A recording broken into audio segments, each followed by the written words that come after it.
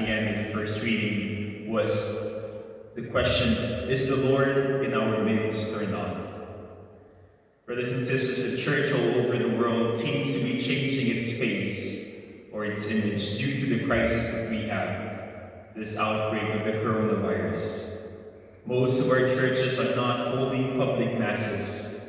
Thus, our church is transforming and adapting to the signs of the times, the needs of the times, even if it means we will have to live stream our masses. And in the midst of this global crisis that we are asked to distance ourselves from one another. And yet the desire of the church to reach out to its members never goes away. Because God reaches out to all of us, even in our modern ways, like online masses.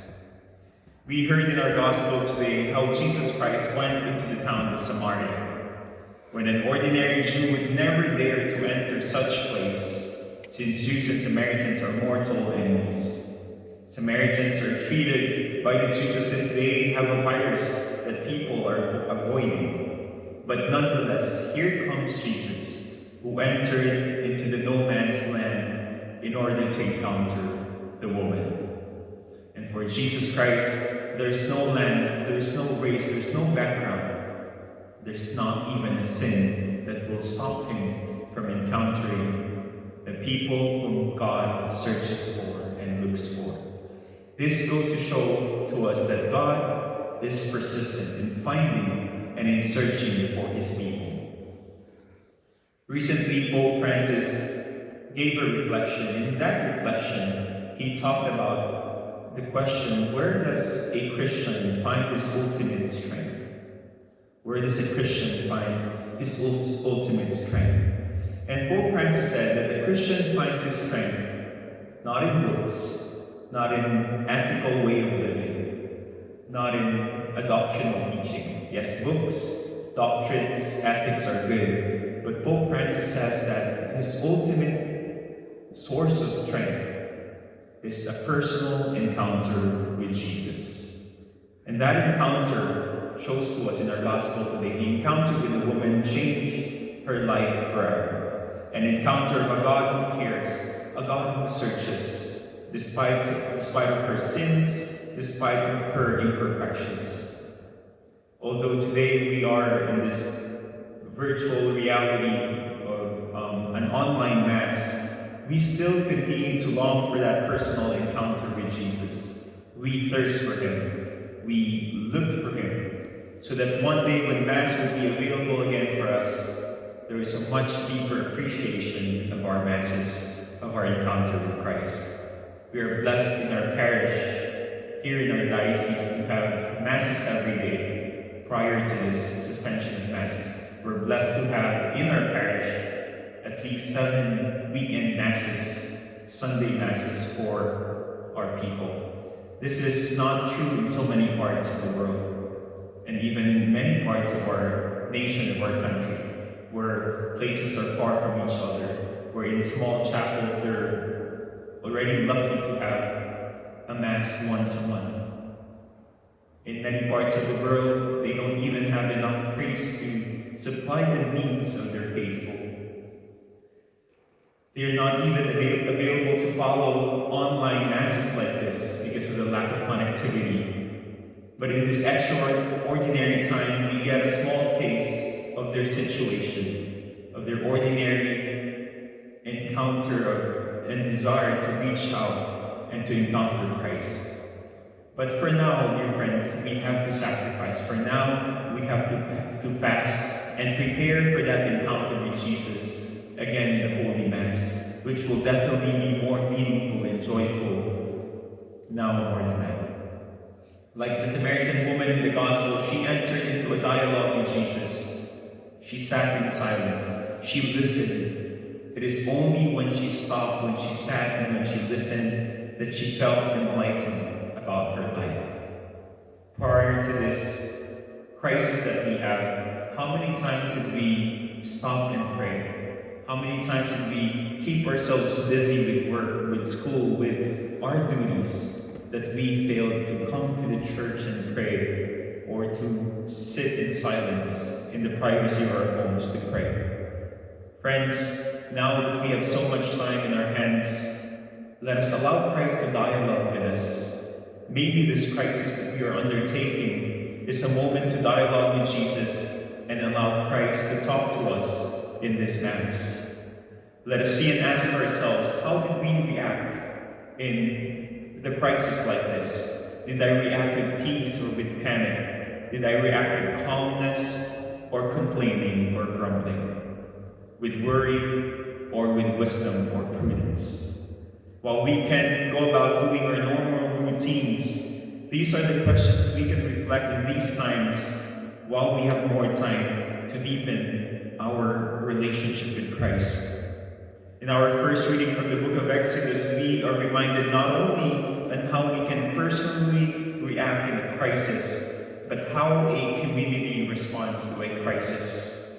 We have heard about the story of Moses and the people of Israel when God called them out of Egypt to the promised land, traveling for years in the desert. But they also underwent through a sort of crisis.